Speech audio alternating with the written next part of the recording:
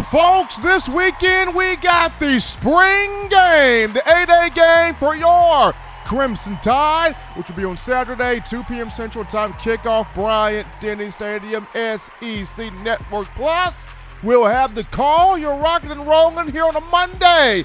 Getting that work week started off for you correctly on the hottest show on the streets. That fire, that number one forum for your Crimson Tide football news. In my own words, yours truly, Stephen Smith of Touchdown Alabama Magazine. Welcome in, welcome in, welcome on in. As the mothers and grandmothers would always say, get in here while this something tea is good and the food is hot. So right now we're bringing you the show from the magic city of Birmingham, streaming this to you on YouTube. And speaking of the channel, if you haven't done so, go ahead and hit subscribe right now. Smash that subscribe button now. Get all your friends and your family members to subscribe also, because if you love the content, they will also. Also, don't forget to leave a like there. Give us a thumbs up, a like on the show. Run those likes up. Get those likes past the moon. Let's get this show right here up to 50 likes on the channel. Appreciate you guys for all the love and support that you show to us, making this your show, your network channel platform and space to talk Crimson Tide. Also, don't forget to turn those notifications on. Hit that little notification bell so that way you miss nothing, absolutely nothing, when it comes to your Bama football coverage. We also got you streaming here the show on Facebook and Twitter as well. Got a lot to discuss today, a lot of fun stuff to get into. Alabama finishing up its second scrimmage of spring ball over the weekend prior to the A-Day game this week. So we'll look at some guys that stood out, some positional groups that are starting to rise, and players that are starting to rise as well. But we want to hear from you today, the passionate fans of Bama football. You can do this by calling 205-448-1358. Number to call in right there, 205-448-1358. And one more time, 205-448-1358. Want to hear from you. Blow the phone lines up. Let your ideas, your thoughts, your events, your opinions be made known right here for Daily Super Chat Go, $75. Daily Super Chat Go. We got a couple right here.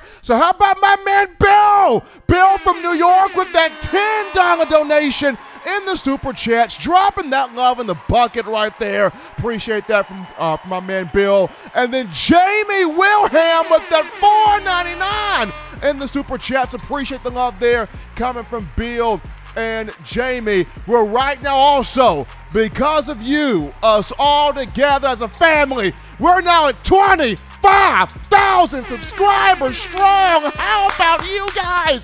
Woo! The incredible fans, the incredible family of Bama football, 25,000 subs strong. You guys are doing an outstanding job making this your network, your show when you talk about Crimson Tide football. Guys, shout out my man John Ivory in the production studio doing his thing. And once again, it's Monday. So you know what Monday brings? It brings Patrick P. Money Down back in here. Another Monday, a fresh week with Pat. Pat, what's going on, man? Everything's going good, Steven. Love being here every Monday, and I was glad I was here for some history this time. 25,000 subscribers. It's a big accomplishment. I really appreciate everyone's support to the channel and just our site in general. Without you guys, we aren't going to be able to do what we do. Absolutely. You heard the man. You heard P. Money. Without you guys, the fans, we're not able to do what we enjoy doing, which is giving you the Bama faith for the content that is Crimson Tide football. With that being said, we jump into now topic number one of the conversation, and that being something a bit more interesting here. And, Alabama, Nick Saban trying to get more, I guess, NIL name, image, likeness, or deals into the program. And you got the High Tide Traditions, a third-party source trying to, help the players get their name more so out there, leading them to these businesses to get the compensation for their name, image, and likeness. And, of course, Pat, when you and I both saw the story, we thought, this is interesting. This is intriguing. This is kind of different here, because we know, Alabama's not the only school in the SEC working with, a lot of these NIL things, but Alabama trying to be that school where you want to get the national championships, you want to get the #1 draft picks, but then you also want to be at the top of, or try to be at the top of the name, image, likeness thing, as well. And for a lot of people out there, Pat, they were kind of iffy about, should players get paid? Is this going to throw off the integrity of the game?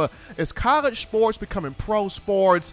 Me personally, I was all in for players getting compensated. But for you, Pat, do you still feel like it's the right thing, or do you think it's become the wild, wild west and we need to have a bit more of a control on it? Well, it absolutely is the wild, wild west. And Alabama, with having this third-party conglomerate, even though it's not affiliated with the school, it's just another thing to point to in terms of recruiting and wanting to get these players into their program. And, as of right now, I'm still for the players getting paid. I'm absolutely still for the players getting played. I mean, there's just too many years of where all these guys are kind of getting taken advantage of, and whether however many jerseys were sold or autographs were signed, and no compensation at all for them. So based off just making money off their name, image, and likeness, I'm still all for it. But, I still there has to be some sort of level of regulation to it, because like we mentioned, it is the wild, wild west. And, these big schools are just going to keep getting stronger with all the money that they have going into them. So I'm still for it, but maybe ask me again in a few years if I still think this is the right thing going on right now. I think for me, Pat, it's putting this under a magnifying glass and wondering, do the pros outweigh the cons? Because of course there's pros and cons to everything. The pros, like we mentioned, these young men are getting paid. They are getting compensated for what they do on the field, and that's a big pro because they didn't have that, years back. But I still have to look at the cons and go, what does this do in terms of the integrity of the game? Because when you ask a lot of people out there, they go, well, I'm a college guy. I'm not an NFL guy. NFL is about the money. The college is the love and the pageantry and the enjoyment and the excitement of the sport. And you get the purists that feel like if you pay the players, it's going to rob something from us. So it's pros and cons to everything. But do you feel like in the case of Alabama and in the case of Nick Saban, can the pros outweigh the cons to you? I think so, because if you're going to Alabama solely just for NIL, if you're a 5-star player going to Alabama solely for NIL, I mean, all power to you. But you in its purest form, you want to go to Alabama for that long-term compensation, meaning that if you want to go to Alabama, try to be a first-round draft pick. Right. Because however much money you can make, name, image, and likeness, after 4 years, that's over. If you go to the NFL, that is years and years and years generational wealth. Yeah, exactly what we're talking about. That's years of compensation, and if you're good, you're going to keep earning contracts. It's long-term income, which is what can be created if you go to Alabama and you develop and you take the coaching and go forth like that. So I think it's almost just the kind of player's mindset that they have to understand that, the NIL, it's good. You should absolutely take advantage of it. But you go to college, you go to these programs to learn, to basically learn how to play at the next level. Now, do you see it also more, Pat, as just more, I guess, bigger competition when you look at NIL, just due to we saw what Texas A&M was able to do with that recruiting class that just brought in with NIL. If you look at what's going on at Georgia with NIL, and USC, that's Tech Town, that's Silicon Valley, and all that technology they got over there in California with NIL. So do you picture Coach Saban is trying to create that culture where, okay, in Tuscaloosa, you can win championships, most definitely. You can become a first-round pick, absolutely. But then you can also have that NIL. Also, just seeing what A&M has been doing, Texas has been doing, USC, Georgia, these other states and programs taking big advantages here of NIL. Is Saban trying to create the scenario where you can truly have it all at Alabama, even though it kind of looks like already you can have it all at Alabama? Yeah, I think you absolutely can't have it all at Alabama right now. And, he absolutely is trying to create that sort of culture in this new day and age of college football, because a majority of the teams you just named are on Alabama's schedule this year and for the years to come. So why shouldn't he be trying to, if Texas A&M is doing something, taking full advantage of NIL, why shouldn't Alabama? They got to stay competitive on the field and off the field. So I think Nick Saban can do anything he can. And he's alluded to it in the past of how if there's no regulation, then the rich are going to get richer.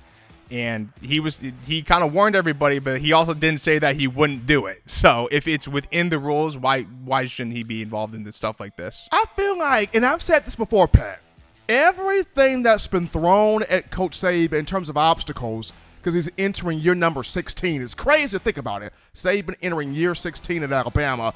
But with all the obstacles that the game has tried to hurl or throw at him, he's always been able to maneuver through it well, whether it's a different recruiting schedule, the early period and the traditional period, or him losing coaches each year and bouncing back with new coaches, him losing players each year, bouncing back with players, the transfer portal. He's found a way to really kind of dominate this thing now. So with NIL, how do you see Saban even maneuvering this and manipulating this to where, okay, they thought this would hurt the legacy in Alabama. I'm gonna flip it to where it helps us even more. How do you see Saban pulling that off? Well, it's just adapt in order to survive. I mean, he can sit up there and just complain about, oh, I want, and like some coaches do this, that they just sit up at their press conferences and say, oh, I want the old days of college football back. Where's the integrity? Where Nick Saban's like, well, we just got to adapt because this is just how it is. We're going to be wasting time if we're just reminiscing about the past and wanting to go back to the good old days. But you know, this is just like kind of the new way of life. You gotta just you're forced to adapt if you want to remain at the top, and that's what Alabama ultimately has its eyes set on. Well, hopefully for the Crimson Tide, Pat, and of course the fans out there, as long as NIL does not get in the way of this program consistently winning championships, then Bama fans are cool with it. The moment the NIL becomes, okay, we're not winning championships, then people can look at that NIL and go, can we kind of do something different about this? But as long as it's yielding or it's not impeding away from championships, I think the people will be cool with that. Yeah, I don't think it has yet, but like I said, let's see where we're at in 5 years. If there aren't any rules or new rules and regulations put out, let's see how this looks in 5 years. Well, we look at the high tide traditions, folks, that is being trying to help out here with the Crimson Tide, third party. It's not affiliated with the University of Alabama, but it is licensed to sell Crimson Tide gear, college football gear, getting that consent from the university. So we'll see how this goes. Name, image, likeness. It's got pros, it's got cons, but how do you feel about it as fans? How do you feel about it as consumers of Bama football? We get your thoughts, your conversations, your viewpoints. Let's talk with you guys right after this. You're watching In My Own Words with Stephen M. Smith, brought to you by We Own the Fourth Quarter. Get your four-finger bling necklace today by visiting weownthefourthquarter.com. Throw them foes up. 9 players have teamed up and released the Alabama Team Paper, which is a video yearbook they've put out for sale direct to fans. Now, for the first time, small dollar purchases from the fans can support the players as a group as well as a great cause, because $1 of every subscription payment is donated to the Boys and Girls Club of America. Be a 5-star fan base and support your team and a great cause with Team Paper. Check it out at teampaper.com/Alabama. Remember the taste of Grandma's delicious sweets? Emily's Heirloom Pound Cakes brings back those precious memories with just one bite. Each cake made from scratch. They make the perfect dessert to share with family and friends for any occasion, and ordering is easy. Visit emily'sheirloompoundcakes.com. Click the online store and shop. Then pick up your fresh cake at the kitchen in downtown Homewood. Order yours online at emily'sheirloompoundcakes.com. Emily's Heirloom Pound Cakes, making memories from scratch. All right, people, we're back in from the break on a Monday. Hottest show in the streets. Got that fire. Talking Crimson Tide football in my own words. Yours truly, Stephen Smith of Touchdown Alabama Magazine. Appreciate my man Patrick P. Money Dowd, breaking news reporter for TDA, in that first segment, talking name, image, likeness, NIL, the pros and cons of it all. Such an interesting conversation to dive into, but we got some super chats right here. Man, I can't talk for some reason. We got Lucian dropping in that 10. donation. Appreciate Lucian there for that love in the hat. Behind him, we got my man Mechanic walking in here with that $50 donation, showing love. Appreciate Mechanic. And my man Tobias Brookins, the man from West Coast, from Fresno, from California, with that 100-piece, that Ben Franklin in the Super Chat, showing love as well. Appreciate all of you guys helping us out, meeting that daily Super Chat goal of $75. Also want to appreciate you, the fans, the family, helping us get to 25,000 subscribers strong on the YouTube channel. You guys are absolutely phenomenal. But right now, we go to the phone lines to take your calls. The call segment brought to you by the Blue Wrench Gang, 205-448-1358. Number to call in, 205-448-1358. We grab a call here. You're live on the show. What's going on? How we feeling? State your name and where you calling from. Well, first of all, I want to celebrate a little bit here tonight. 25,000 subscribers. It takes everybody in the chat, everybody from the first to right now. It made this 25,000 subscribers tonight. I tell you what, I couldn't be more excited in my life. P-Money was sounding good. I tell you, Stephen, you had him wound up. He was really laying the law down. But we want to talk a little serious tonight. Well, you know, I hadn't really delved into this topic a whole lot, but a lot of people have called and asked me, why is Derek Dooley at Alabama? I said, well, if Derek Dooley thought Georgia was going to be the next big thing, that's where he'd be. They said, no, he couldn't. I said, yes, he can. I said, his daddy was Vince Dooley. He can walk in over there and get any job he wants, except for the head coaching job. But he's at Alabama. Think about that for a minute.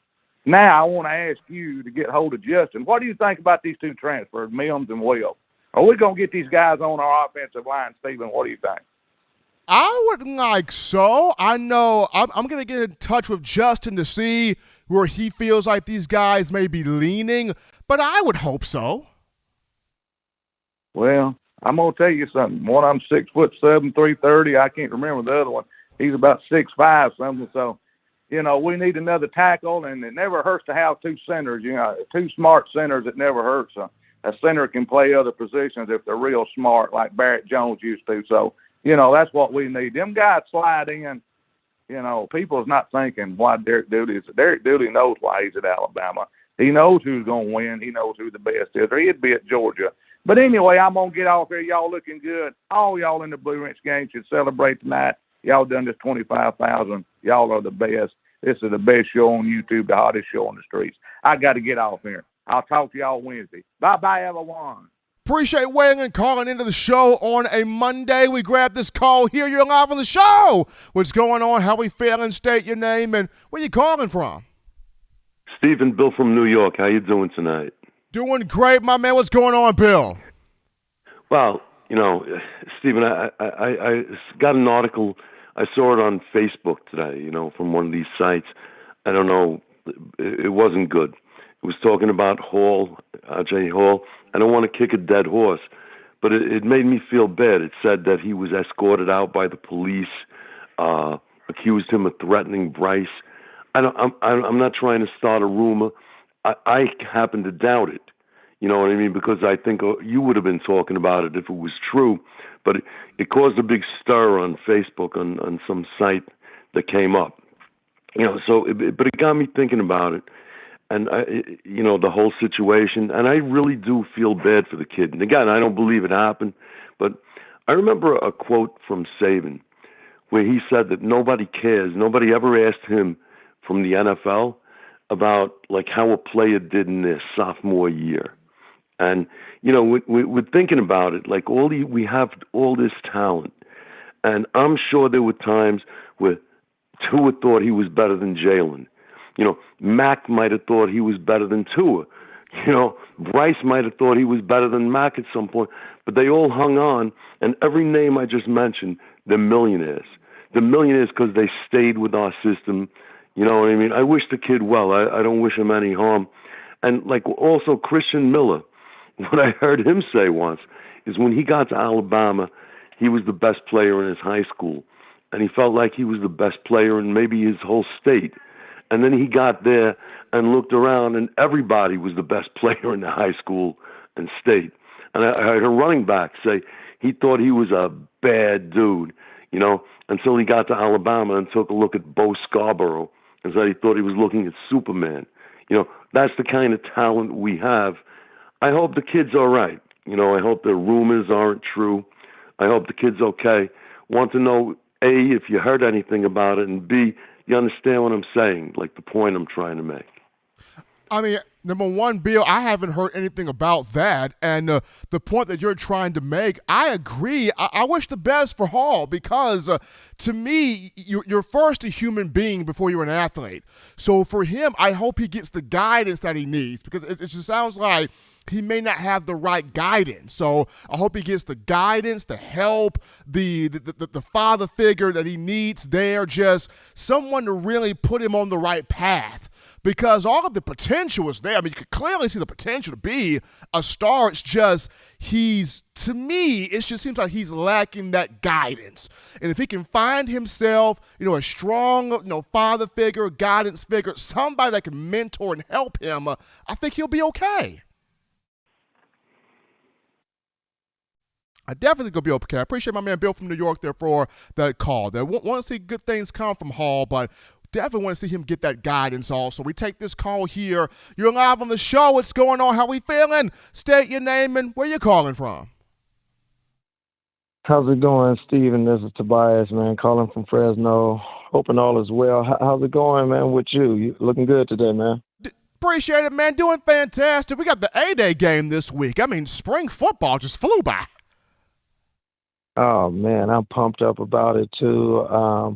And actually, I know 2 years ago and beyond, we would be able to get a lot more insight on all the practices and all of that. But thank you for keeping those little pieces of nuggets coming through and putting up the little 2-3 minute videos on something that you hear on YouTube. And I also like the way, just in terms of content, when you guys have taken this longer show and then you break it down into subjects and then push those back out on YouTube as smaller segments, like they do in some of those other shows. I like that. I think it's meaningful. It's really easy to kind of share a little clip of something that me and my football guys all over the nation be talking about. We always on chats, just talking football, man, ex-football players and stuff. We just always trying to relive the moment. But so I love the way the content goes, man. So thank you so much for that. And,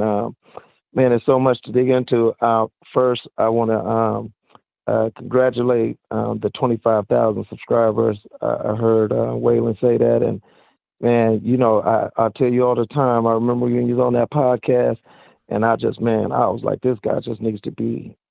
So I just always we always praying for you, man, because we love the content. We love what you do. My wife even walked past the show. She always kind of been in her ear and she heard you say in your exit when you were saying, you always say, okay, wives, love your husbands love your wives, kids. She was like, man, that's a righteous brother. That's good. That that in the football thing that he even talks like that. So now she's taking on to you, man. But anyway, to the football, the NIL. I have to be honest with you, man. I wasn't on that boat, and that's as an ex-athlete. I wasn't really on the whole NIL thing. I didn't quite understand it. I would say that knowing what I know about Nick Saban and other coaches like him that have the war chest, chances are they're going to use the war chest to stabilize kids and to say, okay, what is it? Let's get these deals, and let's also make sure that you don't have to run around the world spending up time where you could be practicing, you could be working out, you could be doing all of that, because that's the danger of it. I saw the Sean kid on Paul Feinball today, and he's talking about how he opened up the NIL agency and all of that. I don't care what nobody say, man. There's no way for you to manage all of that and get down to the nitty gritty. I would also say that there's some equity issues just in terms of, like where I came from. Where I came from, I had to be on the hustle. So I didn't have like, wealthy family that was going to stabilize me. And then, so my thing was all about the grind. So I think it'll work out differently for different athletes. I think in their attempt to try to create parity in the sport, people with the war chest are going to win out, period. That's what's going to happen. So Nick Saban and them, I can see them creating, or outsiders creating, some NIL kind of interest. Kids sign up with it. They do all your marketing for you. They do all this for you. That money is coming into you. It's that passive income, and you taking care of business, because working with Nick Saban, man, he producing millionaires, man. I mean, he's up to, I think one report said he's up to $1 billion that ex-athletes have now acquired just by going through his program, man. Now, to this Hall kid, listen, I'm not disparaging anyone, but now we're in a landscape, man, where if you want to act like a professional athlete, then, okay, we just treat you like a professional athlete. He was toxic from the get. We gave him a lot of credibility based on one spring game. And I don't mean no harm, but I'm like, you got to do it on the field. And so and I agree with Bill, we wish him the best, but I'm saying that almost like cutting my eye, like why?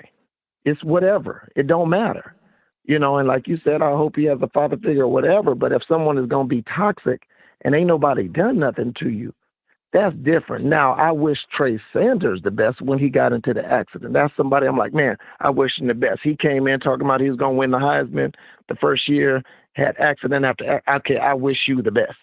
Other Eddie Jackson, I wish you the best. Deion Hamilton, I wish you the best. These are people that were grinding and supporting the program and being on point. But when you toxic, nah, man, I kind of don't. It's whatever.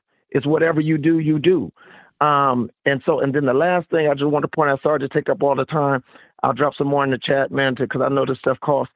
Look, the O-line, I appreciate Saban gave us a beautiful nugget saying that he's given Randolph an opportunity to win that spot. That is, man, that is the bomb for him to have the opportunity to win that spot. But, Stephen, I don't think he's going to win that spot. I think he's going to be that tight end kind of blocking, that blocking tackle, blocking tight end. I think you're going to have Javon Cohen, if I'm saying that right. I think he's going to kick out to tackle initially. I think Emil Ekiyor, when he comes back, he's going to be a guard. I think our man Seth is going to win that position outright over Dalcourt. I think that Damian George, I think I said that right, is going to be that guard. And we saw J.C. Latham. You know what I'm saying? The Brockemeyer boy from you guys' report said that he's also, doing some things he needs to do. And I know it's a couple of other kids. So I think that's going to be the offensive line. I'll take your comments off the air. We love what you do. Roll Tide. Appreciate my man Tobias Brookins from Fresno calling in, and it's an offensive line, definitely a work in progress, but Eric Wolford, Coach Wolford is pushing those right buttons there. We grab this call, hear you live on the show. What's going on? How we feeling? State your name and where you calling from. Hey, Stephen, that was Robert from Mobile. Rob, what's going on, man? Hey, you brought some interesting questions there about the name, image, and likeness, and it's I went to a small school, South Alabama in Mobile, and schools like mine, they won't be able to compete with Alabamas and Texas and Texas A&M with name, image, and likeness money. The sport's college football's going to turn into more of a business. It's already been that, big money business for the university. It's just that now a lot of the athletes will be able to get in on some of the revenue from it, which isn't a bad thing in and of itself, because it does mean that there's going to be changes and things like what Texas A&M did or Texas ATM did with getting their players by whatever means. Nick Saban will have to, and Alabama will have to adjust to that, to maybe beef up the offensive line with some players that they can swing name, image, and likeness deals from, or without saying that's what they're doing. But that's it's going to turn out that way. Nick Saban warned against that too. It's going to turn out to the bigger schools are just going to continue to get even more players. The playing field won't be level in that respect as far as one teams who have the advantage. The larger schools and the more prestigious schools, the schools with football pedigrees, they're going to continue to rake in the great players, and the other schools are going to get further behind. Like my school is going to get further behind, but that's just how it goes.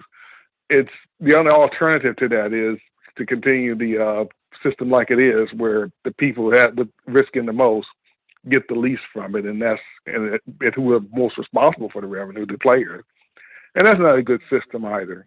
Especially if the schools weren't benefiting off the players' name, image, and likeness, then you'd have a case. So nobody benefits from it. But you can't have the schools benefiting from players' name, image, and likeness, and the players don't. That just was never fair.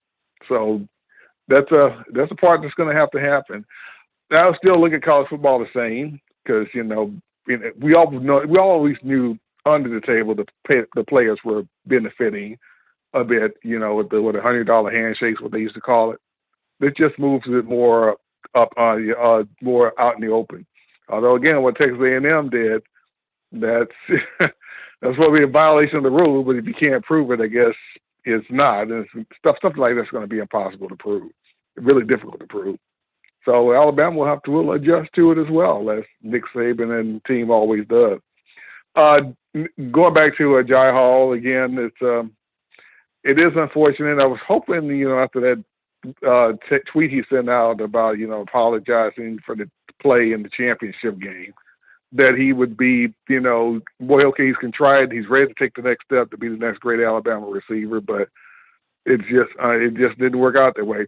Like your previous caller says, we may have been premature with his talent. One really good A-Day game does not a successful career make. Otherwise, Mac Jones wouldn't have been Mac Jones. And his first A-Day game wasn't all that great, but he transcended from it. So we guess we saw potential in him, but it just never panned out, unfortunately. And I think it has more to do with attitude more than ability, and that was unfortunate.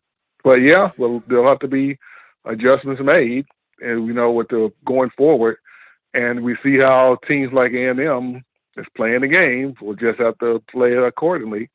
Maybe eventually there'll be some commissioner or something, or college football may just have some authority that everybody says, okay, you're the authority. You set the rules for this, name, image, likeness, and everything else, and we'll all abide by it.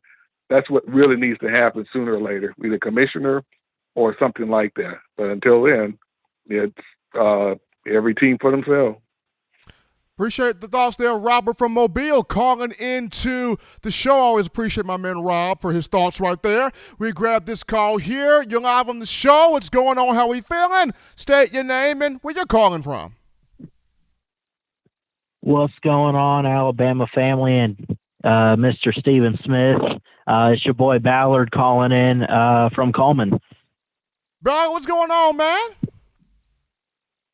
Not much. I'm excited for A-Day. I won't be going to the game, but I will be hanging out here with my grandparents, and we'll be watching the game, definitely. But yeah, I really don't want to get into the whole Ajay Hall thing. I just, the only thing I'll say is, we don't hate the man. We just hate what kind of comes out or what's going on inside. You just kind of pray for him and he can find help and get better. But overall, I think this year is going to be very exciting for the Crimson Tide. And obviously, A-Day is a very traditional and great event for us as fans who maybe don't know exactly what's behind the scenes. We get a firsthand look. But I wrote an article on my website for 5 things I want to see on A-Day and really throughout the season. But I think the first thing, it starts with Bryce Young, but I think a big thing to watch out for is Ty Simpson and Jalen Milroe. Who's going to be quarterback number 2? Milroe's, showing some promise, looks very well built. I've seen him throw the football. It looks amazing. Coach is very high on him.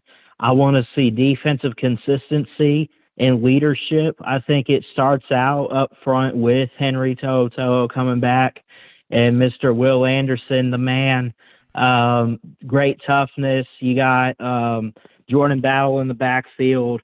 You want to watch the receiving core. Mechie and Williams are gone. You wish them the best of luck in the NFL. You bring Latu back. I like the transfers on offense with Jahmyr Gibbs. You got Jermaine Burton from UGA. I'm assuming, obviously, it's not going to be a Jai Hall, but I think you guys are always talking about Ja'Cory Brooks and JoJo Earl that could step up. JoJo Earl's got a lot of speed. I've heard some people say he's like Waddle 2.0. And I mentioned Jermaine Burton, and going forward, even Eli Ricks. You know, these transfers coming in, you know, and Eli Ricks on the defensive side of the ball, a former 5-star. You know, how do they fit in the system? You know, stars and talent don't really mean much unless you can go out and put it on the field. I think all three transfers that we got this year, the main ones at least with Gibbs, Burton, and then Eli Ricks, I think are going to be very great. And then number 5 that I put in my article, I just want to see a championship type of Alabama. I just want to see consistency. I want to see a lot of discipline. Coach Saban, you know, always preaching some excellence in T-Town with the process and everything. So I think that this will be a good year. And, you know, whatever happens in this game or doesn't happen, it's not necessarily what's going to, I mean, it's something for the team to learn from, but it's not exactly the team that maybe we'll see 4 or 5 months from now come fall. What do you think? Roll Tide. Absolutely appreciate Ballard there for those points, that list of 5 things he's looking forward to in the 8-day game. I think I'll add one more thing to that. And the thing I would add is the over-under, how many fans will be inside the stadium? Over-under 90,000. Because in the early years of Coach Saban, it was like the rapture inside Bryant-Denny. You couldn't sit down. Like, it was standing room only, that 8-day game, because it meant that much to fans seeing Alabama back on top, seeing the Crimson Tide back dominant, back as the elite pinnacle of college football. I know in recent years we have not seen those numbers that big at an 8-day game, but maybe with the loss to Georgia in the national championship game and all that's transpired since then, maybe this spring game we can get back to seeing those fans, you guys just out there front and center, standing room only, inside of that stadium. But we grab this call here. You're live on the show. What's going on? How we feeling? State your name and where you calling from. Yo, man, this is Shorty, straight from Cleveland, Ohio. What's good, Stevie? Doing good, man. How you feeling? Oh, I'm feeling great, man. Yeah, I gotta follow up with that last caller said here. I don't know why he's worrying about the backup so much. We got a great starting lineup coming back, like Bryce Young and all them. And, you know, and then the other caller before him, I got to disagree with what he's saying there. Now, don't get me wrong now. And I got a lot of respect for him and this YouTube call-in show and all that. Wait, hold on a second. Wait, hold on. My cell phone's cutting in and out. Hold on. I'm on the toilet. I'm taking a Crimson and wiping my Tide. You know you like that one, Stevie. I'm on TV. Oh, my God. First countdown. I'm going to be a star, son. Appreciate that call right there, calling into the show. We got people that just love calling into the show right there. In my own words, yours truly, Stephen Smith of Touchdown Alabama Magazine, 205-448-1358. Number to call in, 205-448-1358. But going back to my point here before we go to this topic, just want to see more fans inside Bryant-Denny Jump, because as I mentioned before, there was a time where it was standing room only inside of Bryant-Denny. You knew how important the team was to you. You knew how important that game was to you, getting inside there, getting the first-hand look of the team, the players, the coaches, the atmosphere, and the excitement of, you know, what could this particular team or that particular team be in that certain year. So looking forward to seeing the numbers in terms of fans inside Bryant-Denny over that 90,000 clip there. It could be right at 90,000, but about like either at that clip or a little bit over that. But we go to our topic, and that being The spring game is set up for next week, the 16th, 2 p.m. Central Time kickoff from Bryant-Denny.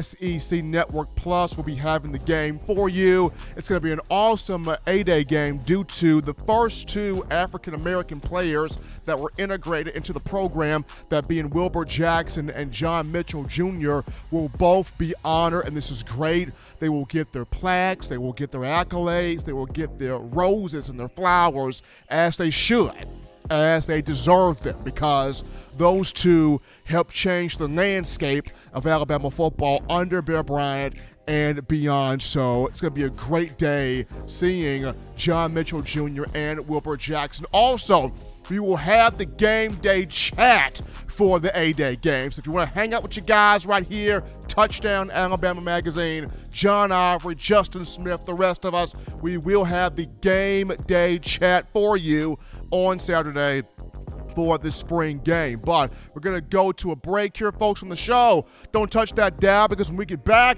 we're going to highlight, recap, talk about, discuss the standouts offensively. The offensive standouts from the second scrimmage. We get into that, folks, right after this.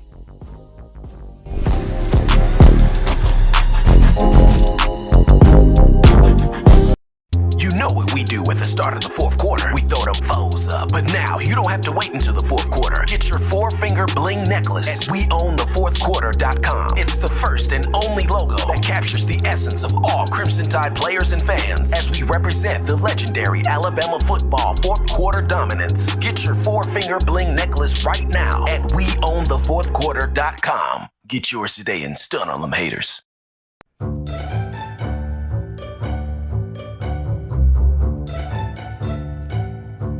Look at all these great players in Touchdown Alabama Magazine. Man, wait till I turn up this year. I'm gonna be on the front cover. But what if Will goes off? Or Joe, DeMarco, Chris, Tim, Christian. Don't wait. Order now at touchdownalabama.com or call 833-483-2624 today. Christian. Thank you for tuning in. Show your support right now by clicking that like button. If you haven't subscribed, hit the subscribe button now and enable all notifications to make sure you don't ever miss any of the best Alabama football news, notes, and information right here on Touchdown Alabama.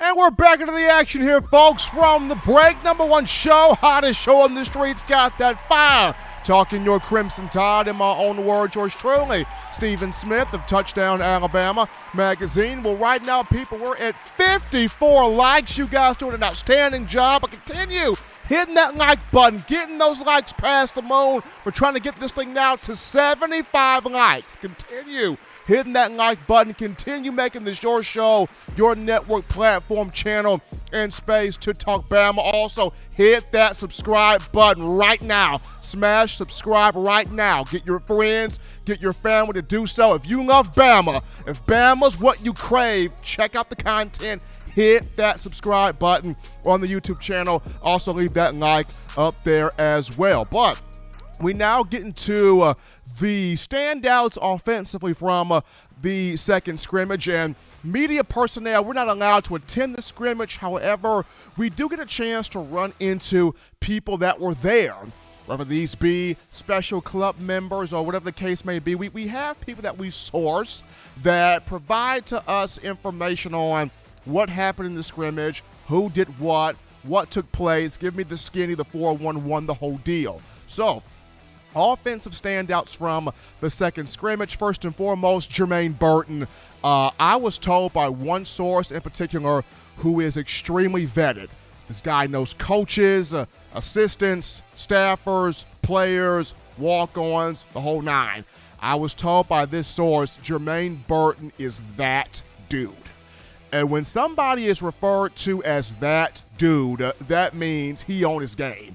He on his grizzy. He on his business. He on his thing. They can't stop him out there.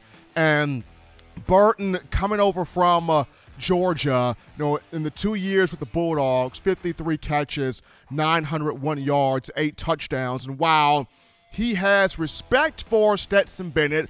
Stetson Bennett, nice, reliable Hyundai car. Honda cars last forever. Hyundai cars reliable. But Jermaine Burton's also thinking, I'm trying to become a first-round pick. I'm trying to be a first-team All-American, first-team All-SEC. I probably want to win this Fred Biletnikoff Award thing right here for the nation's top receiver.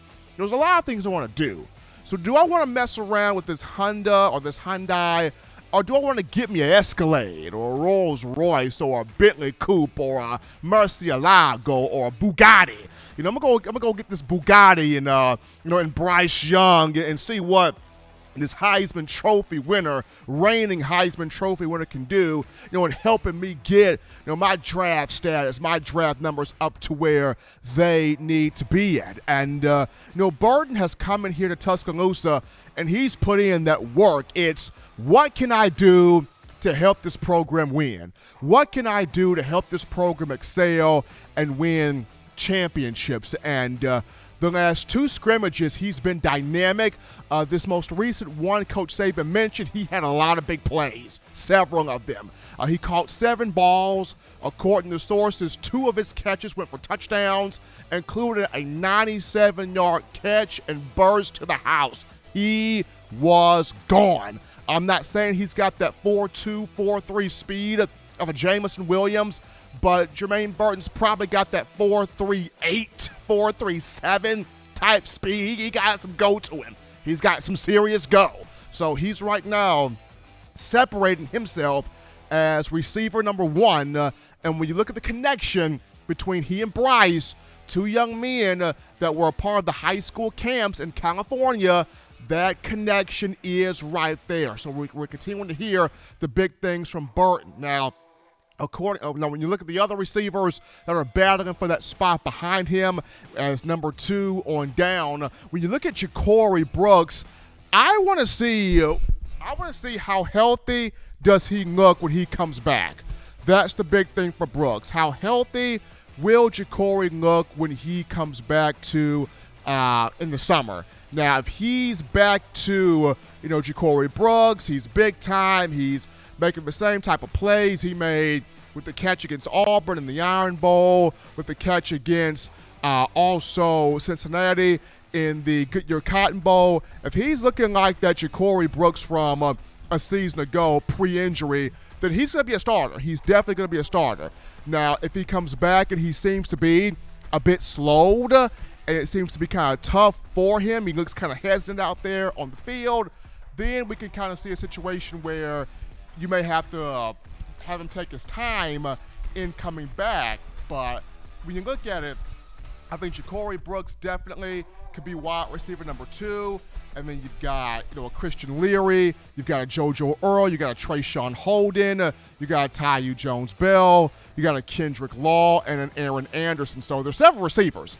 It's a lot of receivers on this field, but just Ja'Cory Brooks, to me, I kind of want to see what he looks like when he comes back in the summer after not playing the entire spring. But after Jermaine Burton, you've got a lot of receivers jockeying for that number 2 spot there. That's the wrong list that they're on screen for you. But the next standout would be for me is the offensive line. And I've mentioned this. Coach Wolford has come in, pressing buttons, moving guys around, shifting things around, trying to get the most dominant 5 on the field. And from left to right, this time around, the starting line was Kendall Randolph, left tackle, Javion Cohen, left guard, Seth McLaughlin at center, Damian George Jr., right guard, J.C. Latham at right tackle. And this group did some work.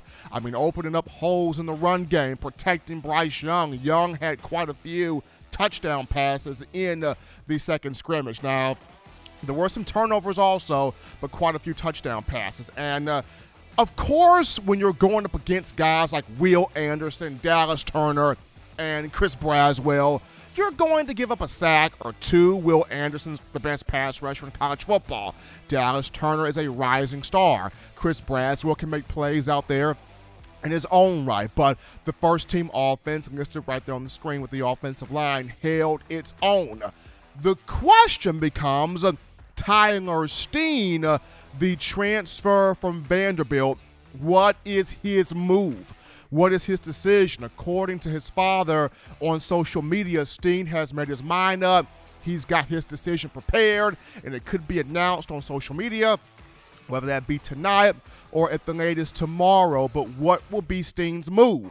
If Steen chooses to come to Alabama, then you're looking at a situation where here's a guy from Vanderbilt, South Florida native. He's played in 41 career games, 33 starts at offensive tackle, 21 starts at left tackle, 12 starts at right tackle, and that's major experience coming from the portal. If you get Steen in here, you can put him at left tackle, you can put him at right tackle. Just depends on where does Coach Saban and Coach Wolford see him fitting at best if he chooses to come. If he does not choose to come, then that would be Coach Saban putting huge trust in a Kendall Randolph in that left tackle spot. Or if Tommy Brockermeyer just really rises up as he's second team now, if Brock really rises up and takes that left tackle spot, that'd be trust there for one of the Brockermeyer boys. But we'll see how Tyler Steen plays this. The first team group of Randolph, Cohen, McLaughlin, Damian George, and J.C. Latham did do well there in that second scrimmage. But the next move here is the running back room. And for the Crimson Tide, there's not that running back that's just separated themselves from the group. I mean, Jahmyr Gibbs has that Alvin Kamara, Kenyon Drake type of breakaway speed, explosiveness, big playability, dynamics with the ball in his hands. I mean, he makes quick cuts. He jukes guys out their shoes. He's electrifying out there. But Trey Sanders has been right there too. He has not gone away. He's broken off some big runs. He's made some big plays. He's been through so much adversity in his life, and he's not trying to let Coach Saban down with all the trust that Saban has instilled and imparted in him. And then even the freshman, Jamarion Miller, the 4-star from Tyler, Texas, he's had some nice runs too. So it's not like just one running back has just broken completely away from the pack. Bama's got a dynamic running back room as a whole, and then once Jace McClellan and Roydell Williams return in summer workouts and fall camp, that's going to be something nasty to see right there. So the running back room as a whole, really, really good. And now, as we flip to the tight end position, a spot where Saban would like to see more depth at tight end. Danny Lewis Jr., Amari Nablack, 2 freshmen that will arrive in the summer. But one thing that was encouraging, along with Cameron Latu, who's had a great spring, and I feel like people are not talking enough about him. I think we were so disappointed by Jaleel Billingsley a season ago and him not panning out that we did not properly give Latu his flowers in 2021. He did have 8 touchdown receptions that he did. Now, of course, if he would have held on to a few more passes, probably would have had double digits and touchdown catches, but it is what it is. He still was dependable. He still was reliable. Latu was. He's going to have an even bigger season in the coming fall. So along with him having a good spring, Robbie Oots had a 16-yard touchdown catch from Jalen Milroe in the second scrimmage. This is big because we have not noticed Oots as a pass catcher. We've seen him as a blocker. He can flat out block from that fullback H-back role. Kind of reminds me of a Justin Fowler type. Oots at 260 pounds on that 6'5" frame. But seeing him be able to catch the football, run routes, get up and down the field, score a touchdown, that's very encouraging. Very encouraging watching the young man from South Carolina do that. So good stuff there from the tight end position. And then backup quarterback, Jalen Milroe and Ty Simpson have both been encouraging for Coach Saban to watch. Jalen Milroe throwing touchdown passes in spring. I know people look at, but Steve and Coach Saban also said he had 2 interceptions. Those were not Milroe's fault. Milroe put the ball accurately where it needed to be. The receiver in question did not hold the ball in, did not tuck the ball away. He gets hit, ball pops up in the air, interception. That is not on the quarterback. That is not on Jalen Milroe. He put those passes dead on the money. Receiver got to be able to hold it, squeeze it, tuck it away, get up and down the field, and mean business about what you're doing and trying to get those yards and or score. So Milroe has had a great spring. He has improved. He has grown as a passer. He's gotten the accuracy, the timing, the precision, the ball placement's there for Milroe. So big for him. And then Ty Simpson, a young guy, but getting better with each practice. I mean, I've been told he's got a gunslinger for an arm. He moves around, he scrambles around, but getting better, wants to be better, wants to learn more of the system. So good things there from both quarterbacks. But right now, I still say Jalen Milroe has that number 2 primary spot locked up there behind one Bryce Young. But those just the offensive standouts here from the second scrimmage. We go to a break right here, folks. On Touch That Down. When we get back, we go to the phone lines to grab your calls, your thoughts, your chats, your interactions. We talk to you, the fans, right after this. Don't touch that dial. Call in right now as we're taking your calls up next on In My Own Words with Stephen M. Smith. Brought to you by We Own the Fourth Quarter. Visit weownthefourthquarter.com now to get your 4-finger bling necklace. Every sports fan deserves the proper representation. Whitwell Sports introduces to you the Title Towel. Wave that Title Towel in the air like you just don't care in support of Nick Saban and the Alabama Crimson Tide. Only $9.99 and it lasts a lifetime. Head on over to whitwellsports.com and get your Title Towel today. Touchdown Alabama Magazine is Alabama football's premier publication. A subscription to Touchdown Alabama Magazine is the perfect gift for any Alabama fan. For exclusive news and information, recruiting updates, a free annual print magazine, and more, go to touchdownalabama.com and click join. Only $7.95 per month or pay $74.95 for a full year subscription. That's a yearly saving of $20. Go to touchdownalabama.com today and roll Tide.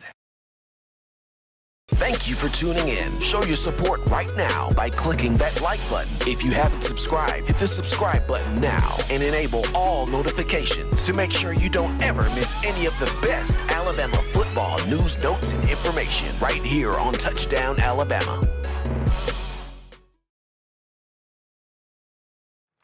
We're back into the action here, folks, from the break. Number 1 ticket here for your Bama football news. In my own words, yours truly, Stephen Smith of Touchdown Alabama Magazine. Appreciate the love from all of you on today's show. We're right now 62 likes, trying to get this puppy up to 75. Hit that thumbs up, hit that like button, run those likes up, make this your show, your network, platform, channel, and space to talk Bama. Also, don't forget to smash that subscribe button. Hit subscribe right now if you haven't done so. Get your family and friends to subscribe for all things Bama content.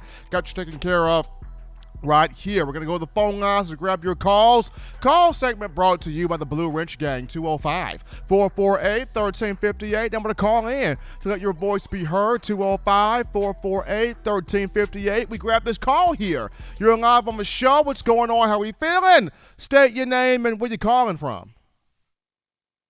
What's up, man? Devin Dixon calling from Auburn, Alabama. What's happening with you, man? I just got a little question about the defense here.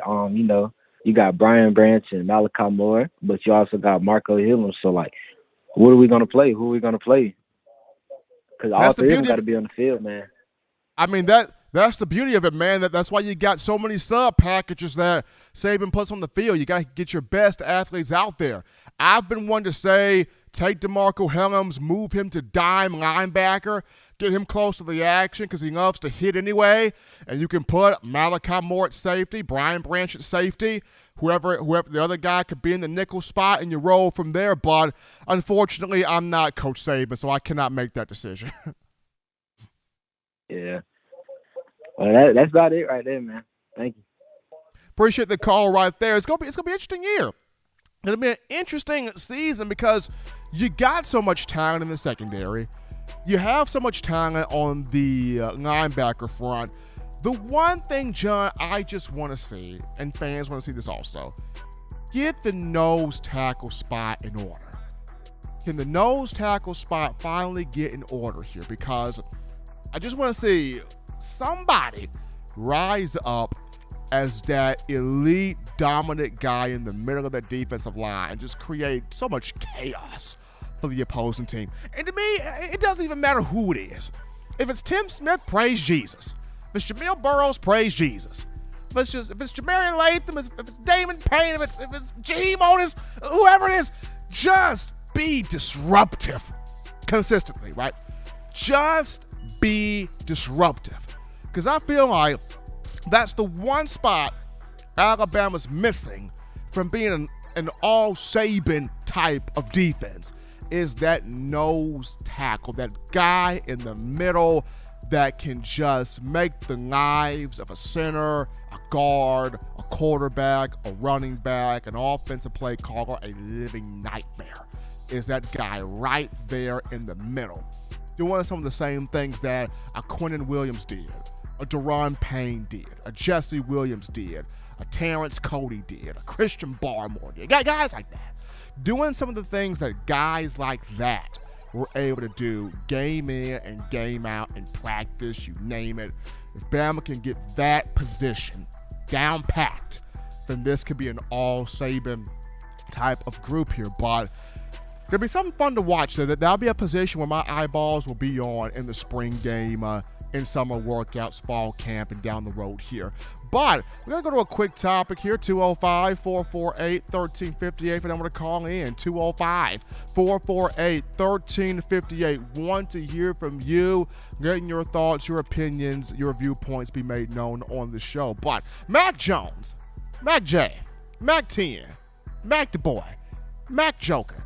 Mac Jones here is preparing for his second season with the New England Patriots after setting franchise rookie records in 2021. And he's serious about putting this work in.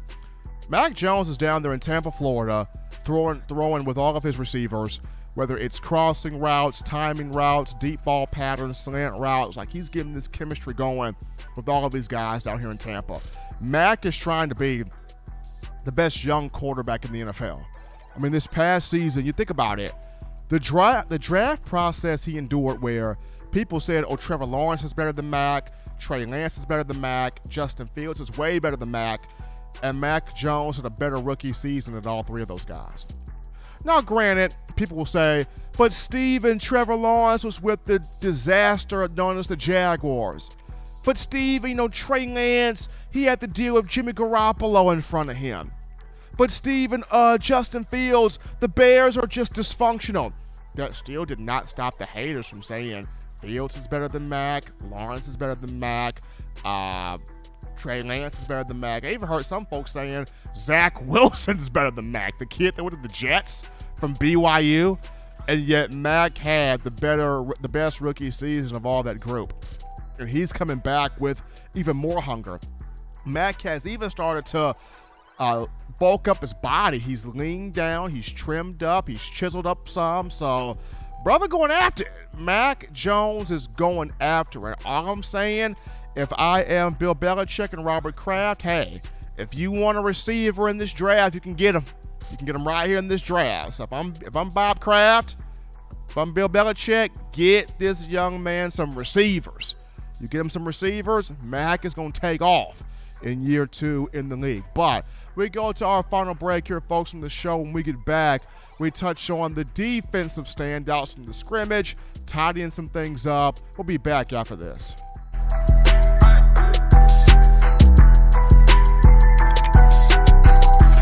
If you're an avid Alabama Crimson Tide fan and you love to flaunt it, then show your Alabama Crimson Tide support by grabbing the All-Bama sneakers. They feature bold Crimson Tide graphics, so no one will be able to question where your allegiance lies. When you add these sweet sneakers to your Alabama Crimson Tide collection, go to stsfootwear.com and use the code TDAlabama for $15 off your purchase. That's code TDAlabama for $15 off your purchase. Go to stsfootwear.com and get your All-Bama sneakers today.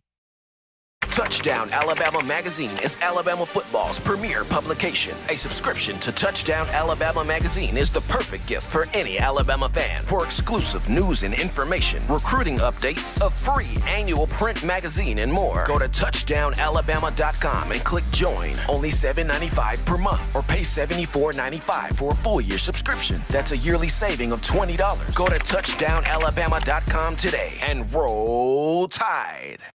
Thank you for tuning in. Show your support right now by clicking that like button. If you haven't subscribed, hit the subscribe button now and enable all notifications to make sure you don't ever miss any of the best Alabama football news, notes, and information right here on Touchdown Alabama. All right, people, we're back in from the break here on a Monday. Hottest show on the streets, bringing you that fire Crimson Tide football news. In my own words, yours truly, Stephen Smith of Touchdown Alabama Magazine. Appreciate the love coming from all of you, trying to get this thing up to that 75 likes. Continue to hit that like button, hit that thumbs up here. Get those likes all the way up for us. We appreciate you guys. And hit subscribe. If you haven't done so, get your family and friends to subscribe, because if you like the content, they will do it as well, bringing you all things Bama football up close, front, and personal to you right here on this show. But before we get into the final topic of conversation, got to remind you of tdawear.com. That's tdawear.com. So we got all of your clothing, style, swag, sauce needs right here, cultural needs. Check us out right now, tdawear.com. That's tdawear.com, link in the description. Do your shopping right here. Go ahead and get yourself prepared for Saturday's spring game by doing your shopping right there. Get yourself prepared for the upcoming season in the fall by doing your shopping right here. Get your gear supporting your Crimson Tide and help out in that support of Coach Saban, the University of Alabama, the student athletes, and us here at Touchdown Alabama Magazine. But switching now from offense to defense, guys that stood out on that side of the ball in the second scrimmage. And we'll start things off here with Jalen Moody. He's been really playing well. He is playing very well next to Henry To'o as the weak side linebacker, Henry T, the middle Mike linebacker. Jalen Moody hitting gaps, fitting gaps, sideline to sideline, lateral quickness, showing great skill set there, or smooth skill set there in coverage as that weak side backer. I'm really happy for Moody. He waited his time. He's been patient. He's been humble. He's been 10 toes down, as the young generation would say. He's put in so much work for this moment, this opportunity to finally be a starter here on this defense. And he's looked smooth. He's looked great. He's looked strong. Looking forward to seeing him in the spring game, perform well, do well, and carry that into summer workouts, fall camp, and the upcoming season. Because when he's gotten into games, he's made plays.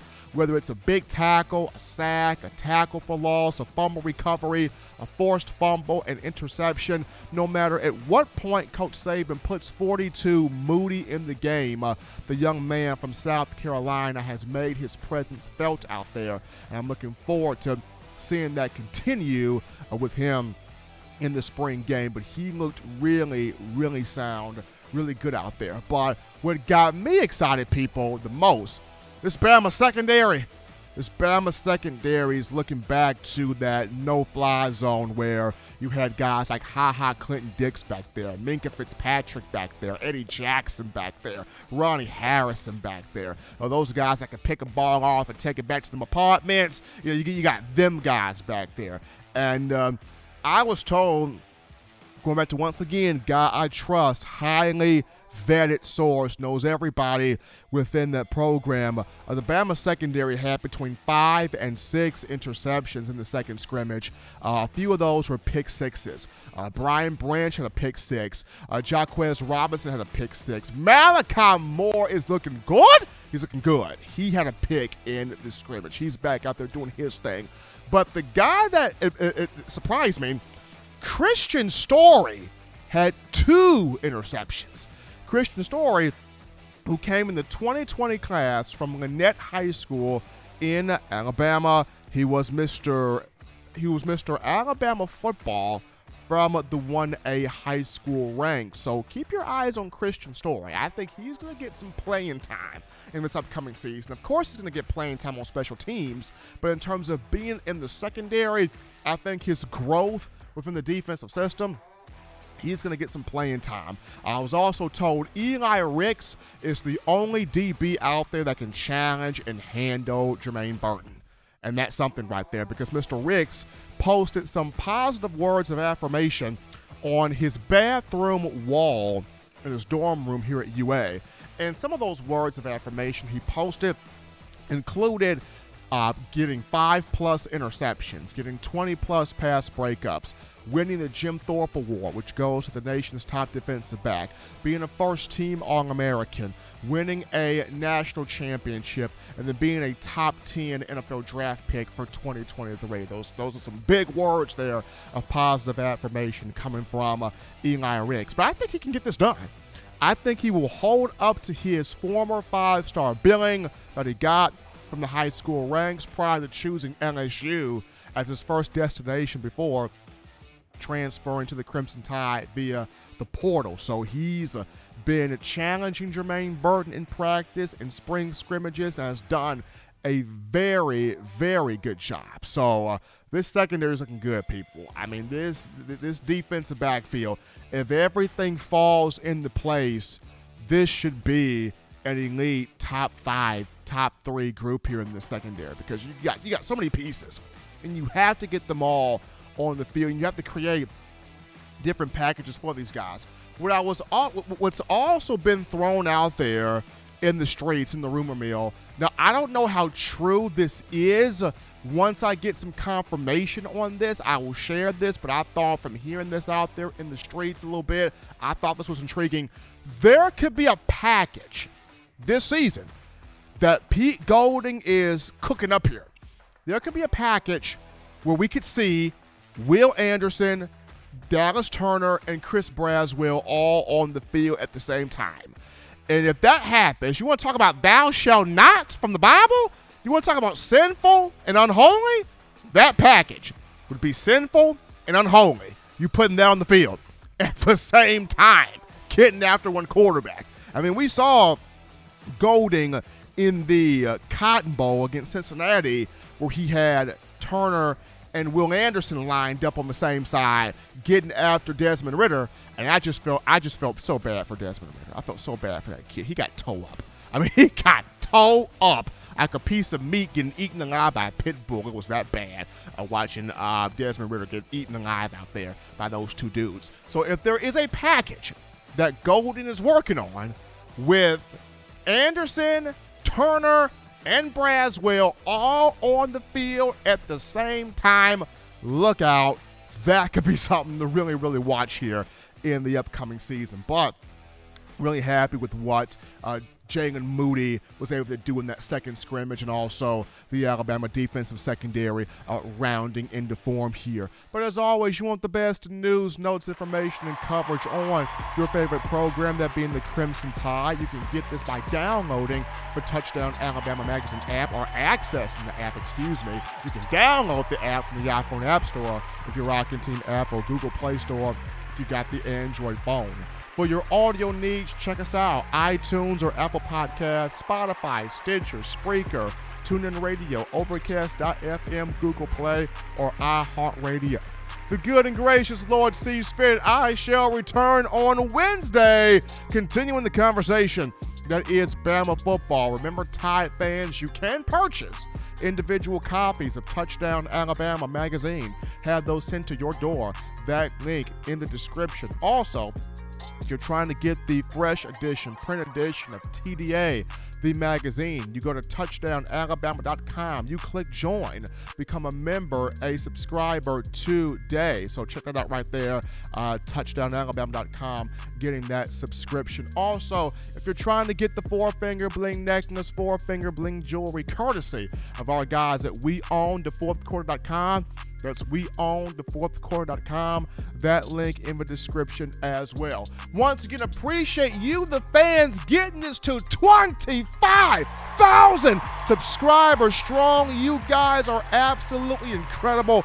It's because of you that we enjoy doing what we do here, giving you what you crave, your nonstop content on Bama. Gotta appreciate my man John Alver in the production studio doing his thing behind the scenes. And also, don't forget, people, to subscribe. If you haven't done so, smash subscribe right now. Stop what you're doing. hit that subscribe button. Show us that love right there. Get your family, get your friends to subscribe. Turn on those notifications so that way you can be alerted. Hit that little bell. You can be alerted on every time new content drops here from TDA on YouTube. You don't want to miss anything. If you want the money and the crumbs, like Louise is saying, you can get the money and the crumbs by hitting that notification bell and checking out the content. Also, don't leave. We got this special in-depth video on Jalen Milroe premiering in just a minute. So we got this special video here from on Jalen Milroe that's going to premiere. Check it out by our man, Mr. Fresh here, who's also known as a big member here of Touchdown Alabama Magazine. You'll be automatically redirected to that video, that preview of Jalen Milroe immediately after this live. So be sure to stay in the chat as you're getting the video here, the in-depth thing there on Jalen Milroe. But until next time, folks, husbands, love your wives.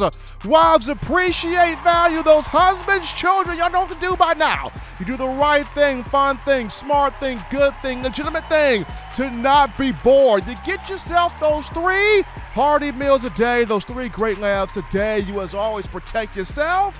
Protect the loved ones around you. Until next time, folks, get in the Jalen Milroe video.